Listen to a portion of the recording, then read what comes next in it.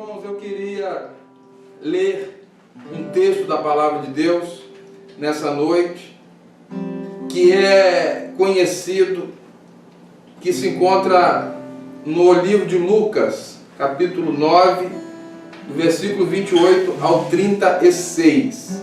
É a transfiguração de Jesus. E o tema dessa mensagem é conhecendo a Cristo e vendo a sua glória. Nós cremos que a glória de Deus será manifesta nas nossas vidas à medida que nós conhecemos ao Senhor.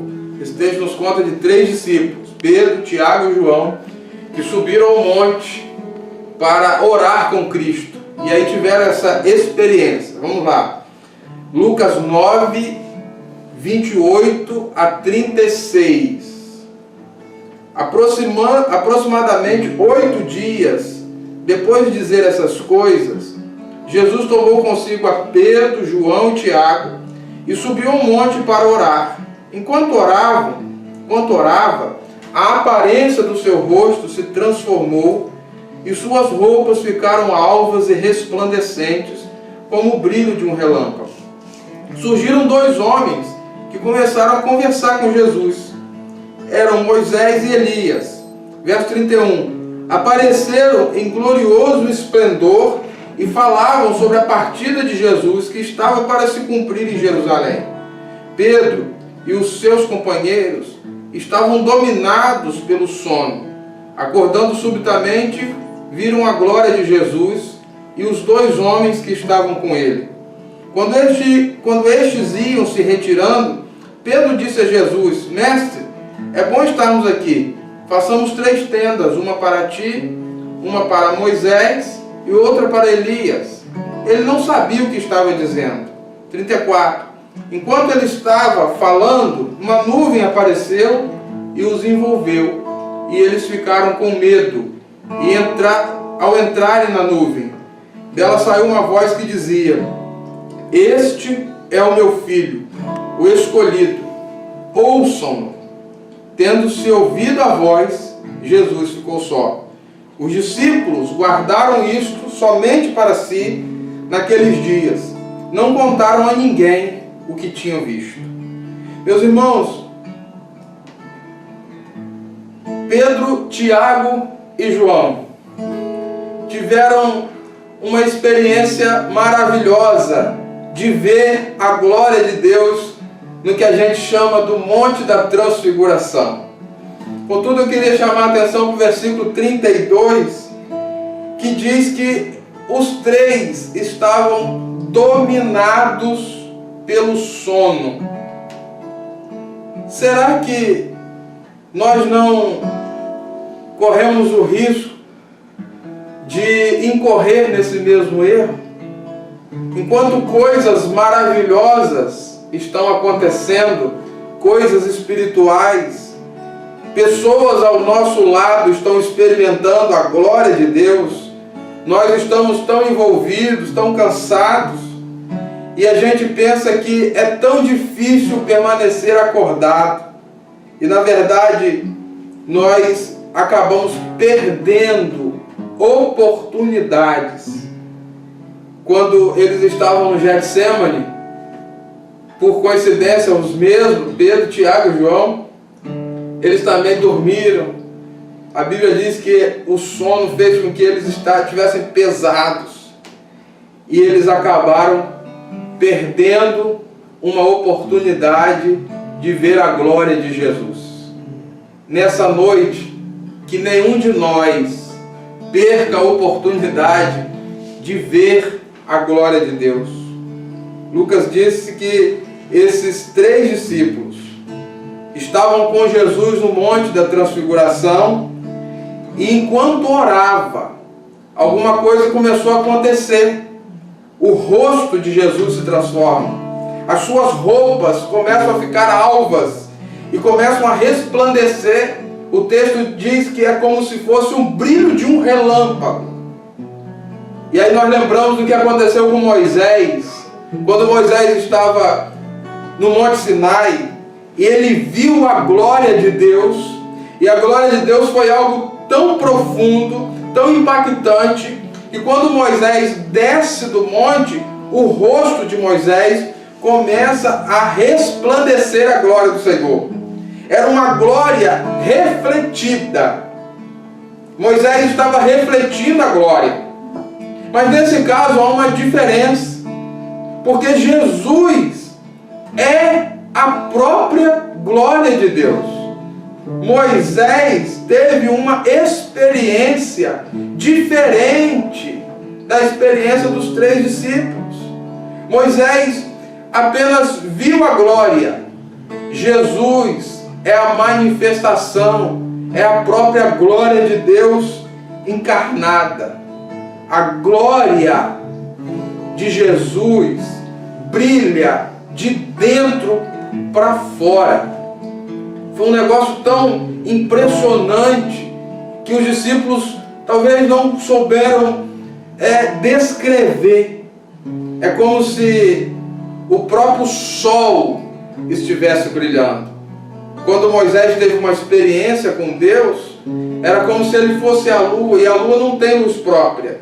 A lua reflete a luz do sol. Mas aqui não, eles não estão diante de algo que refletia a glória, eles estão diante da própria glória de Deus. E por incrível que pareça, o versículo 30 diz que 2 homens apareceram ali e começaram a conversar com Jesus. E os discípulos perceberam que eram Moisés, o mesmo da glória do Monte Sinai, e o profeta Elias. Moisés e Elias. Moisés representa a lei. A lei de Deus aponta para Cristo. Elias representa o ministério profético. O ministério, os profetas apontam para Cristo. A ordem estava sendo cumprida ali. A obra, havia algo extraordinário acontecendo naquele tempo. A obra de Deus ia se cumprir em breve através da vida de Jesus. A morte de Jesus iria ser o grande sacrifício expiatório pelos pecados.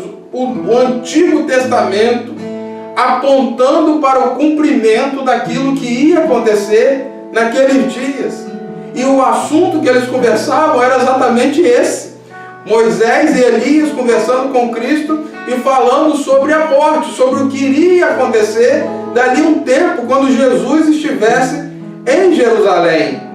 E o texto fala que eles estavam falando sobre a partida. E essa palavra partida quer dizer êxodos. É interessante que Moisés havia liderado o povo no êxodo, quando eles saem do Egito e vão para a terra prometida.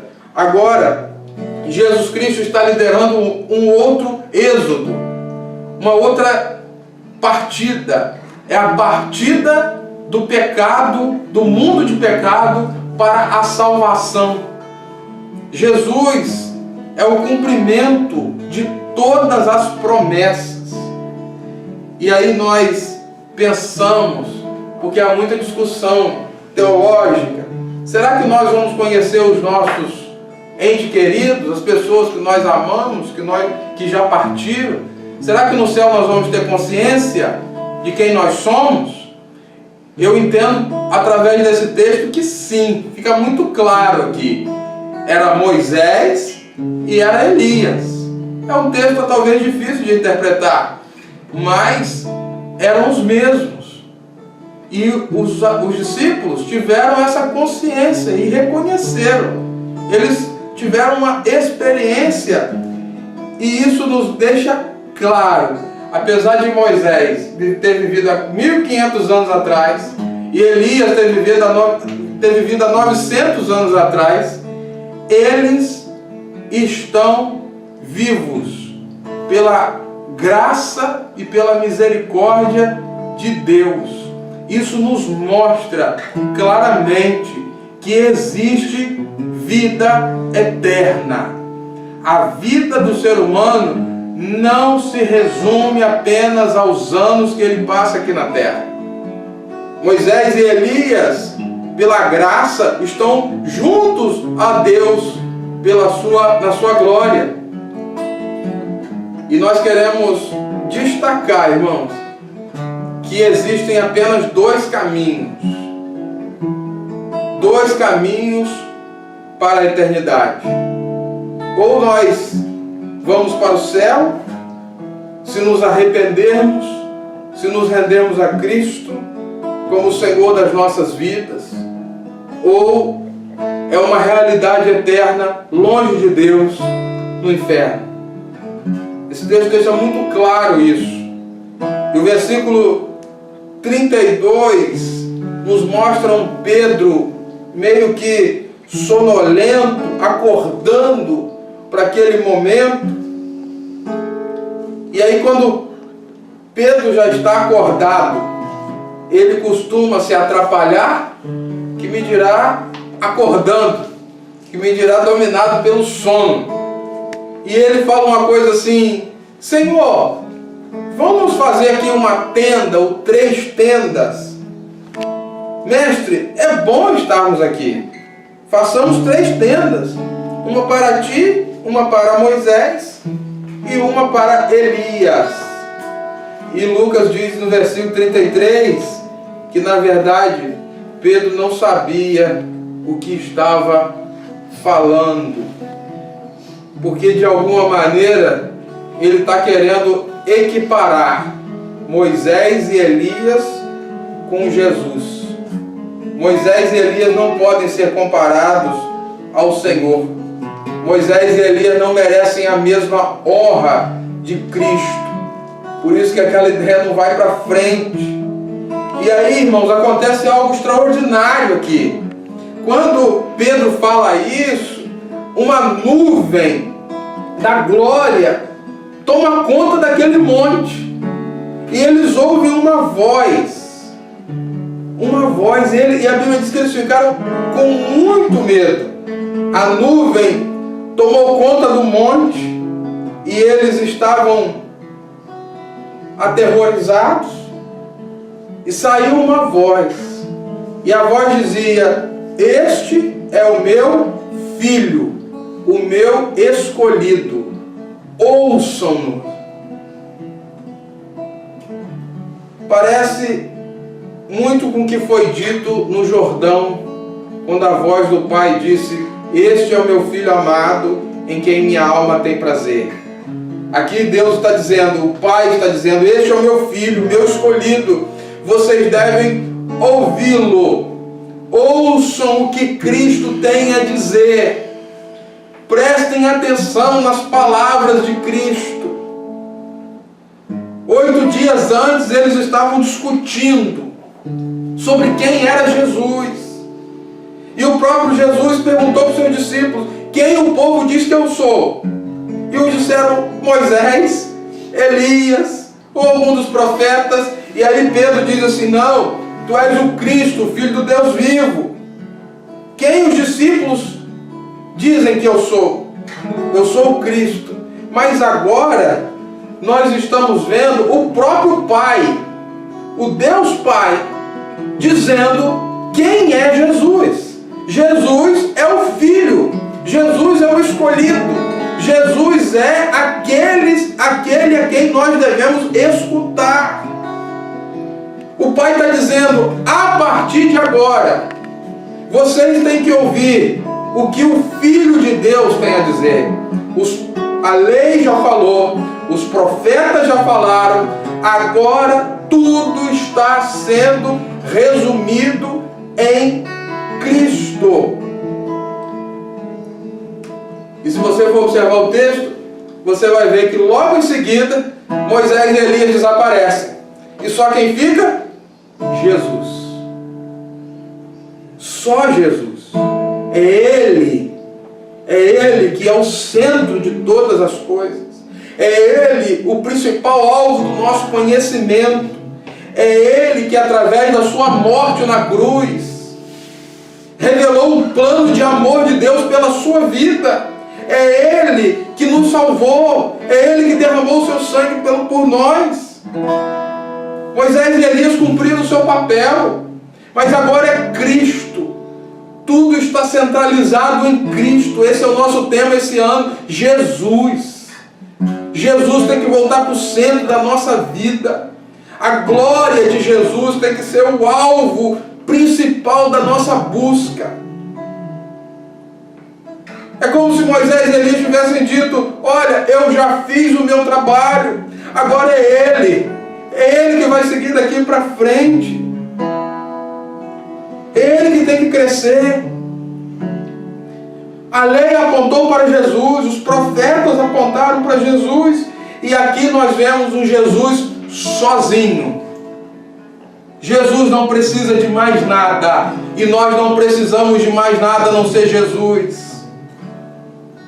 Não é Jesus mais alguma coisa, não é Jesus mais o Velho Testamento, não é Jesus mais as obras, não é Jesus mais qualquer outra coisa, é apenas Jesus. Nós somos salvos apenas pela graça de Cristo. É através da fé, mas é pela graça em Jesus apenas. Não precisamos de mais nada. Só precisamos da glória de Cristo na nossa vida. E aqui eu queria te fazer uma pergunta. Como nós vamos ver a glória de Jesus hoje? O que esse texto nos ensina sobre ver a glória de Jesus? Eu quero ver a glória de Jesus. Eu creio que você quer ver a glória de Jesus. Nós ansiamos pela glória de Jesus. Em primeiro lugar, se nós queremos ver a glória de Jesus, nós temos que ver a glória através da oração. Nós vemos a glória de Cristo através da oração. O que Jesus estava fazendo antes de ser transfigurado? O que Jesus e os 3 discípulos foram fazer no monte? Orar. Lucas deixa isso muito claro. O Evangelho de Lucas é o Evangelho da oração. Subiram ao monte para orar. Versículo 28 e 29. E Lucas deixa isso claro quando ele diz: enquanto estavam orando, enquanto Jesus orava, a aparência do seu rosto se transfigurou. A glória, meus irmãos, segue a oração. A glória segue a oração. Aonde tem oração, tem manifestação da glória de Deus. A glória precede, a oração precede a glória. Eles estavam num ambiente de oração, e pelo ambiente da oração veio a glória. Agora, a gente podia pensar: Jesus é Deus, Ele é o Filho de Deus, eu preciso orar, eu preciso falar com Deus, mas será que o Senhor Jesus precisava tanto de falar com Deus assim? O que Jesus será que falava com Deus em oração? Será que o Filho de Deus pede alguma coisa? Será que o Filho de Deus vai à presença dele para pedir perdão? Será que Jesus falava tanto com Deus? O que Jesus falava com Deus? Qual era a temática da oração de Cristo? Confessar pecados? Ele não precisava, porque ele não tinha pecado, não tem pecado. Pedir alguma coisa, ele já tem todas as coisas nas suas mãos. O que Jesus falaria se ele tivesse que orar como nós oramos? Certamente, se Jesus seguisse a nossa agenda de oração, ele não teria nada para falar com Deus. Porque a maioria das vezes que nós vamos à presença de Deus orar, nós vamos pedir alguma coisa. Nós apresentamos para Deus a nossa lista de pedidos. E a gente diz assim: eu quero isso, eu quero aquilo, eu preciso disso. E aí imagina Jesus, o que ele iria pedir? Ele já tem todas as coisas? Ele já pode todas as coisas? Ele podia dizer assim: olha, eu não tenho nem onde encostar a minha cabeça, mas eu estou tranquilo. Eu sei que o Senhor tem um propósito em todas as coisas. Seja feita conforme a tua vontade. Imagina Jesus dizendo: ah, Senhor, eu vim aqui como se fosse nós, Jesus teria alguma coisa para dizer? Pedir perdão pelos seus pecados? Errei novamente, falhei, não consegui me livrar desse mal ainda. Se Jesus tivesse que fazer essa oração, ele não teria nada para falar. Ele não teria nada para pedir perdão como eu e você temos. Ele não teria nada para pedir como eu e você temos. Então, por que Jesus orava? Por que ele orava? Por que ele tinha vida de oração? Porque ele entendia e porque ele entende que orar é mais do que falar com Deus. Orar é estar com Deus. Orar é desfrutar da maravilhosa presença de Deus. Quando Jesus orava, ele se unia à Trindade em comunhão, o Pai, o Filho e o Espírito Santo juntos. E isso é o principal motivo de orar. O Pai, o Filho e o Espírito Santo. E ele nos convida a entrar nessa comunidade, nessa comunhão. E isso é oração. Oração é comunhão com Deus. Orar não é apresentar a Deus um pedido de uma lista de pedidos. Orar não é somente pedir a Deus perdão pelos nossos pecados. Orar é entrar na presença de Deus. E quando você entra na presença de Deus, você começa a ver a glória de Deus. Quando você entra na presença de Deus, quando eu entro na presença de Deus, muitas vezes nós não vamos nem conseguir falar muita coisa, mas nós vamos sentir a presença, e aquela presença vai nos alimentar. Ah, pastor, o senhor está dizendo que a gente não tem que pedir, que a gente não tem que confessar pecados? Não é isso que eu estou dizendo. Eu estou dizendo que a confissão de pecados faz parte da oração, os pedidos fazem parte da oração, mas se você resumir a sua oração apenas isso, você está perdendo muito. Jesus está dizendo que nós temos que estar desfrutando da glória e da presença de Deus.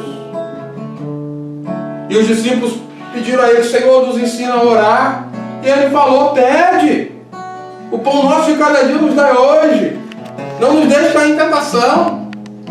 Ele falou: pede perdão, pede proteção, pede o pão de cada dia. Mas não se esqueça de como ele começou a oração. Ele começou dizendo: Pai nosso que estás no céu, santificado seja o vosso nome. Pai nosso, santificado seja o teu nome. Mais do que pedir, mais do que confessar, orar é desfrutar da presença do Pai nas nossas vidas. Orar é adorar, orar é ver a glória de Deus. Se alguém pedisse para que eu definisse o que é a glória, o que é a glória de Deus, certamente eu não saberia definir. O que quer dizer a glória de Deus? Mas quem já sentiu a glória de Deus, quem já esteve na presença de Deus, sabe o que é a glória, entende o que a gente está falando. Quando eu entro na presença de Deus em oração, eu estou desfrutando do seu caráter, da sua presença, e aí o poder de Deus vai te energizar. Uma das razões de muitos de nós, meus irmãos, não sentir o poder de Deus e estarmos tão enfraquecidos na nossa fé, na nossa vida, é porque falta tempo de orar. Nós estamos quase que sendo obrigados a nos recolher na nossa casa, por prudência, por recomendação. E eu quero te perguntar se o seu tempo de oração aumentou ou diminuiu, ou se você está inventando mais coisas para colocar na sua agenda e está se esquecendo de orar. A igreja precisa da glória, mas a glória só vem através da oração. Faça isso essa semana, faça isso esses dias. Busque a Deus, faça do seu quarto o seu monte, o lugar onde você vai experimentar a glória da presença de Jesus. E você vai sair de lá transformado, energizado. Você vai ser uma pessoa melhor. Veja a glória através da oração. Em segundo lugar, nós vemos a glória de Deus. Em primeiro lugar, nós vemos através da oração. Em segundo lugar, nós vemos a glória de Deus estando em comunhão com outras pessoas. Parece contraditório, mas não é. Eles estavam juntos. Havia comunidade, havia comunhão. A vida cristã é relacional. Nós não podemos viver a nossa vida exclusiva da comunidade, nos excluindo da comunidade. Jesus escolheu 12, dos 12 escolheu 3. Ele frequentemente estava junto com pessoas. Quando ele cura a filha de Jairo, no Monte da Transfiguração e tantos outros episódios, Pedro, Tiago e João, seus discípulos mais próximos, seus amigos. Deus está nos dizendo que para nós vermos a glória de Deus, nós precisamos dele, nós precisamos de oração, mas nós também precisamos estar em comunhão uns com os outros. Estarmos próximos. Há um poder na comunidade, há um poder na intimidade. Por isso que nós precisamos da igreja. Nós precisamos de ter comunhão. E aí você pensa, pastor, mas nós estamos vivendo dias que nós não podemos nos reunir. E quantos dias você pôde se reunir e você não aproveitou? Eu me lembro de um pastor doente que ele me dizia isso. O que eu sinto mais falta é de estar presente, cultuando e adorando a Deus junto com os meus irmãos. Às vezes a gente só quando perde, irmãos, valoriza. Que nesse tempo seja o tempo da gente valorizar mais a comunhão, a comunidade da fé. Nós precisamos uns dos outros. Nós precisamos apoiar uns aos outros. Nós precisamos orar uns pelos outros. Nós precisamos ensinar e encorajar uns aos outros. Nós estamos temporariamente impedidos de estarmos juntos fisicamente, mas nós podemos estar espiritualmente, nós podemos estar através de uma ligação, através de uma videochamada. Nós não podemos perder os nossos vínculos, porque os nossos vínculos são importantes. Você precisa da igreja, você precisa da sua célula, você precisa do seu líder, o líder precisa estar perto dos seus liderados,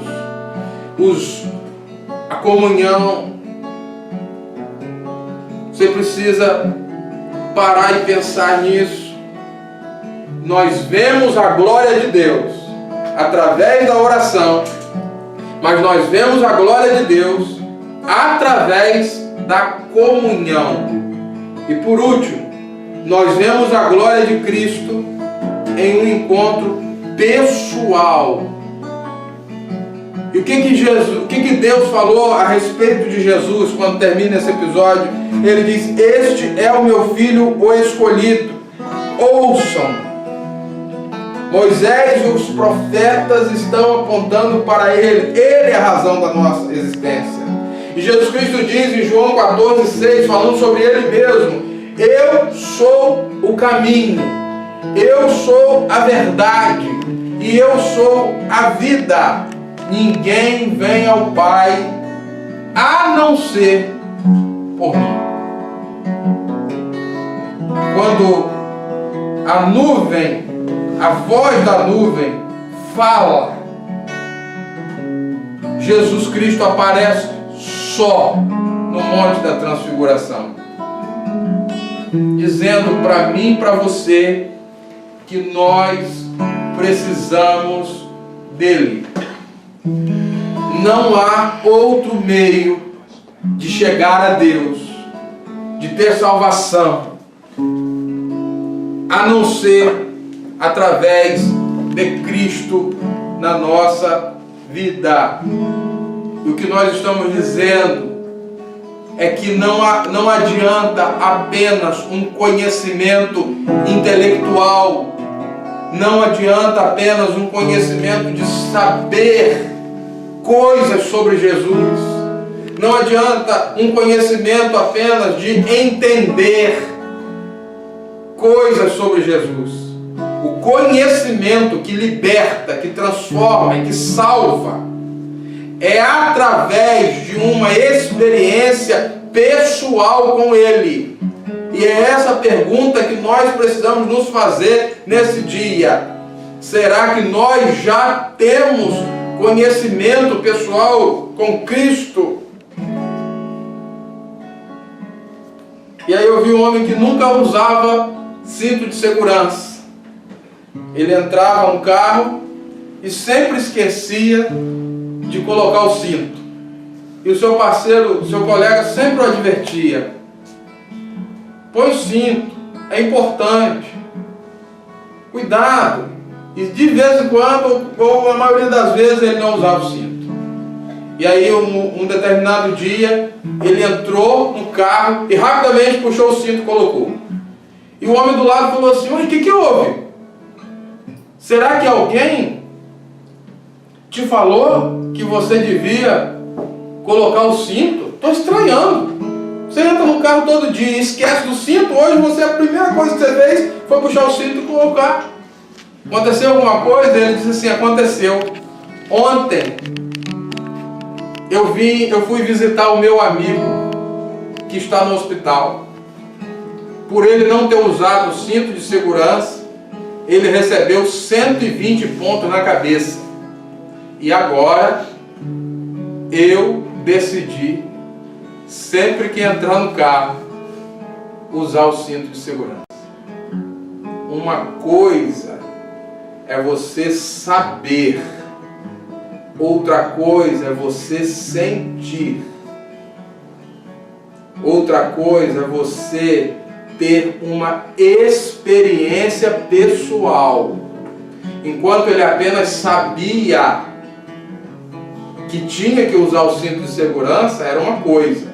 Quando ele sentiu na pele um amigo querido, ele muda o seu comportamento. Conhecer a Cristo, mal comparando, é isso.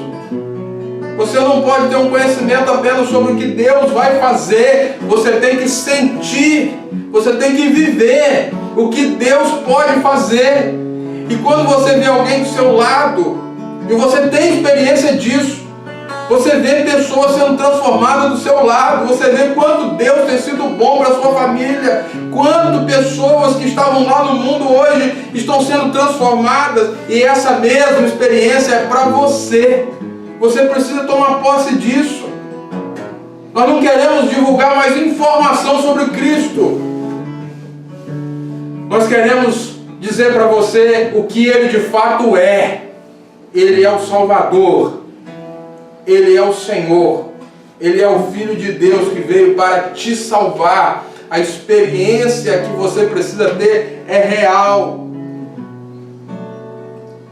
Não é experiência apenas factual. Você só vai ver a glória de Deus quando Cristo fizer sentido na sua vida. Quando você tiver um encontro pessoal com Ele. Olha o que Deus falou. E aqui eu estou terminando. O que Deus falou? Ele disse: este é o meu filho, Jesus. Ouçam. Ouve o que Ele tem para dizer. Será que você pode dizer: pastor, nessa noite eu já obedeci a voz de Deus, eu já cumpri aquilo que Deus falou aí, Eu já sei quem é Jesus. E a partir de hoje eu quero ouvir, ou eu estou ouvindo o que Ele tem a dizer.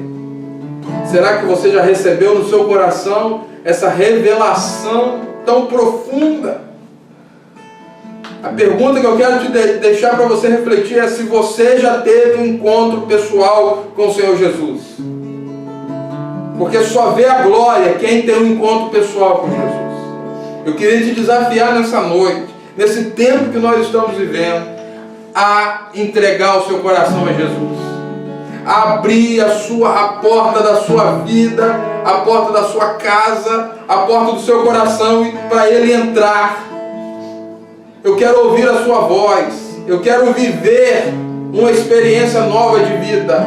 Eu não quero mais viver do jeito que eu estou vivendo. Eu preciso de Cristo. Talvez você que está me ouvindo, você está afastado da igreja por algum motivo. É o tempo de você retornar. É tempo de você voltar para o seu lugar, o lugar de onde você não devia ter saído. É tempo de você voltar a viver tudo aquilo que você vivia ao lado de Cristo. O Senhor está te esperando. Talvez você que está começando a caminhar. Talvez seja o tempo de você firmar o seu compromisso com Deus. Eu vou me batizar. Eu vou professar a minha fé. Porque eu entendi que agora eu tive uma experiência de vida com Jesus. Todo mundo quer ver a glória. Todo mundo quer ter essa experiência. O caminho está aí. O caminho é claro. Oração. Você que já é crente, você que tem vida com Deus, melhore a sua vida de oração. Vamos aprofundar a nossa relação e a nossa comunhão com Deus através da oração. Da comunhão com irmãos, na igreja, na sua célula, no seu discipulado, onde você estiver. Você vai ver muitas vezes a glória de Deus na vida de outras pessoas. E tendo uma experiência de vida, uma experiência pessoal com Cristo. Queremos deixar essa palavra e desafiar você a ser um conhecedor ou alguém que conhece a Jesus, mas ser alguém que está desfrutando da glória, a mesma glória que se manifestou aos discípulos, pode manifestar a cada um de nós. Pode entrar na sua casa nessa noite, pode visitar o seu coração nessa noite. Levante um altar de oração na sua vida. Comprometa-se com a comunhão e busque um conhecimento profundo, uma comunhão, uma experiência de vida com Jesus. Eu quero conhecer Jesus. Essa tem sido a nossa temática esse ano. Eu quero que Jesus volte para o centro de todas as coisas. Eu quero entender que sem Ele eu não sou nada. Eu quero ver a glória de Deus através de Cristo. Ele é o amado da nossa alma.